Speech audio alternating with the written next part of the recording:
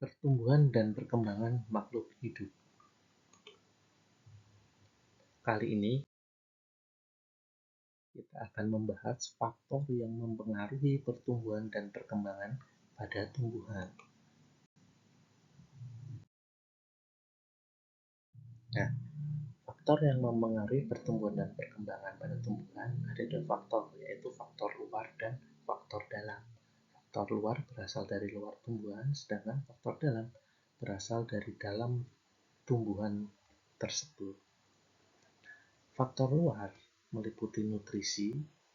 Nutrisi ini merupakan zat-zat makanan yang diperlukan tumbuhan untuk melakukan pertumbuhan dan perkembangan. Nutrisi dibagi menjadi dua, yaitu unsur makro yang diperlukan dalam jumlah besar dan unsur mikro yang diperlukan hanya dalam jumlah yang sedikit. Unsur makro contohnya ada karbon, hidrogen, oksigen, nitrogen, ya kan. Kemudian yang unsur mikro misalnya di situ ada seng, kemudian ada mangan, kemudian ada monosodium, ya kan. Nah, itu adalah unsur mikro. Jadi ini berpengaruh pada pemberian pupuk tumbuhan biasanya. Kemudian faktor luar lain yaitu air. Air ini sebagai bahan dasar reaksi biokimia. Jadi sebenarnya semua makhluk hidup memerlukan air. Air berperan pada transportasi unsur hara dan juga pelarut zat-zat yang diperlukan tumbuhan. Jika kekurangan air, maka tumbuhan akan layu. Jadi ini pentingnya air.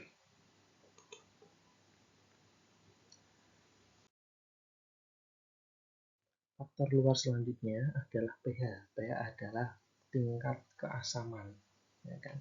Dalam hal ini adalah pH tanah, ya kan? Tanah dalam keadaan asam akan merusak klorofil sehingga mengganggu proses fotosintesis.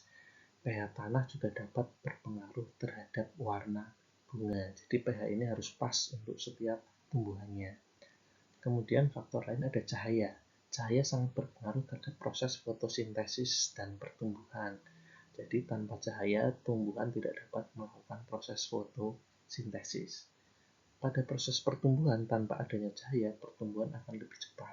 Nah, ini yang namanya etiolasi. Jadi kalau pertumbuhan itu tanpa cahaya, maka tumbuhannya akan tumbuh lebih cepat. Kira-kira bagus atau tidak? Sebenarnya kurang bagus, karena nanti dia hanya tumbuh saja, tetapi batangnya rapuh. Oleh karena itu cahaya sangat diperlukan.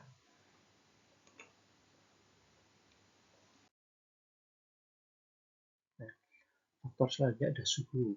Suhu optimal untuk pertumbuhan adalah 10 derajat Celcius sampai 38 derajat Celcius. Tumbuhan 4 musim akan mensintesis protein kejut panas untuk mencegah denaturasi enzim pada suhu tinggi. Ya. Jadi denaturasi ini berupa penggumpalan enzim. Kalau enzimnya menggumpal, tumbuhan tidak dapat melakukan metabolisme, sehingga akhirnya bisa kekurangan energi dan menyebabkan kematian. Kemudian faktor selanjutnya ada kelembapan. Kelembapan berkaitan dengan ketersediaan air. Kelembapan tinggi akan mengganggu transpirasi dan proses fotosintesis. Kaktus merupakan tumbuhan yang beradaptasi dengan kelembapan. Kalau kaktus ini beradaptasi dengan kelembapan yang rendah di gurun biasanya.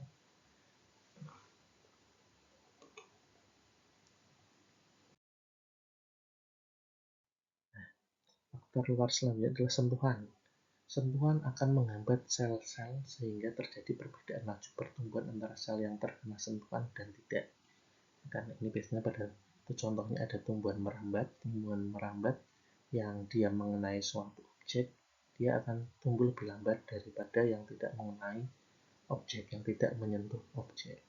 Kemudian ada juga di sini faktor luar selanjutnya adalah organisme.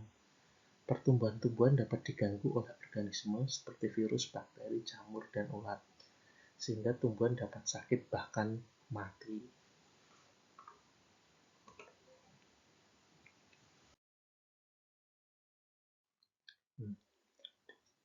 Untuk faktor selanjutnya ada faktor dalam. Setelah tadi kita membahas faktor luar, sekarang kita membahas faktor dalam. Faktor-faktor dari dalam tumbuhan yang dapat mempengaruhi pertumbuhan dan perkembangan tumbuhan tersebut. Faktor dalam biasanya didominasi oleh hormon. Di sini ada beberapa macam hormon pertumbuhan. Yang pertama ada auksin. Auksin ini ditemukan di ujung batang, ujung akar maupun pada kuncup daun. Auksin berfungsi untuk memacu pertumbuhan memanjang pada tunas dan akar. Jadi yang memacu pemanjangan batang ataupun akar itu adalah hormon auksin. Kemudian hormon kedua yaitu giberelin. Giberelin itu berfungsi untuk mengakhiri dormansi biji. Dormansi biji itu ketika biji fase tidak aktif. Jadi ketika adanya giberelin ini, biji menjadi aktif. Yang tadinya dormansi menjadi aktif.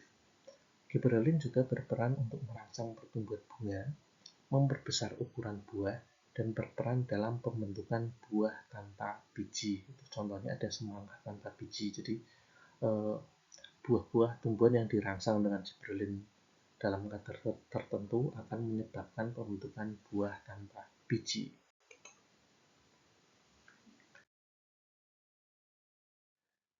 Hormon selanjutnya adalah hormon berubah gas, yaitu gas etilen. Gas etilen ini mempunyai peran unik, yaitu mempercepat pematangan buah. Nah, biasanya kalau di rumah itu ada buah di belongsong, ya diberi buah yang belum matang, kemudian dibungkus dengan plastik atau bungkus yang lain di belongsong, itu adalah sebenarnya untuk mengkonsentrasikan kadar gas etilen. Jadi gas etilennya biar tidak terbang kemana-mana di belongsong gitu. Nah, setelah itu nanti gas etilennya banyak di situ, maka buah tersebut menjadi cepat matang. Kemudian juga berperan dalam pengguguran daun pada saat seperti pohon jati pada saat musim kemarau dia akan menggugurkan daun. Ini yang berperan adalah gas etilen. Gas etilen juga memacu pembentukan bunga bersama auksin. Jadi pembungaan itu merupakan peran dari etilen yang bekerja sama dengan auksin. Hormon selanjutnya ada sitokinin.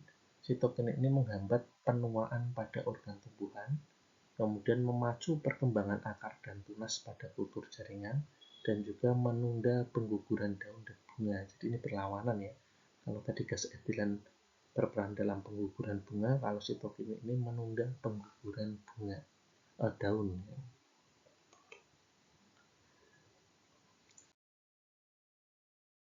Hormon berikutnya adalah asam absisat. Asam absisat ini mempunyai fungsi yang unik, yaitu menghambat pertumbuhan. Nah, kenapa pertumbuhan perlu dihambat? Karena ada kalanya kondisi alam tidak memungkinkan bagi tumbuhan untuk melanjutkan proses pertumbuhan. Makanya dia perlu dihambat terlebih dahulu agar bisa bertahan hidup. Nah, absisat ini juga yang menyebabkan dormansi biji dan tunas. Jadi karena adanya hormon absisat ini membuat biji dan tunas tidak aktif. Dan kemudian asam absisat ini juga menyebabkan gugurnya daun, absisi. Ini diambil dari kata absisi ya, menjadi asam absisat. Ya. Nah, ini adalah gugurnya daun. Kenapa tumbuhan perlu menggugurkan daunnya? Karena mungkin keadaan alamnya jadi panas, terlalu kering, terlalu panas, sehingga daun-daun perlu digugurkan agar mengurangi penguapan. Kemudian asam absisat ini juga menyebabkan kematian pada sel dan organ. Daun misalnya yang sudah tua itu akan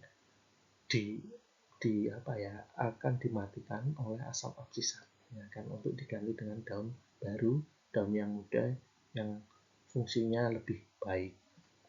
Kemudian hormon terakhir adalah asam traumalin. Asam traumalin ini memacu pembelahan sel pada bagian tumbuhan yang mengalami luka. Ini terdapat pada tumbuhan dikotil. Jadi ini asam traumalin ini jika ada tumbuhan yang mengalami kerusakan di organ-organnya, baik itu akar, batang, daun, biasanya asam traumalin ini akan memacu pembelahan sel di organ yang rusak tersebut untuk menutupnya, untuk mengganti menjadi jaringan yang baru sehingga tumbuhan tersebut atau luka tersebut bisa diperbaiki.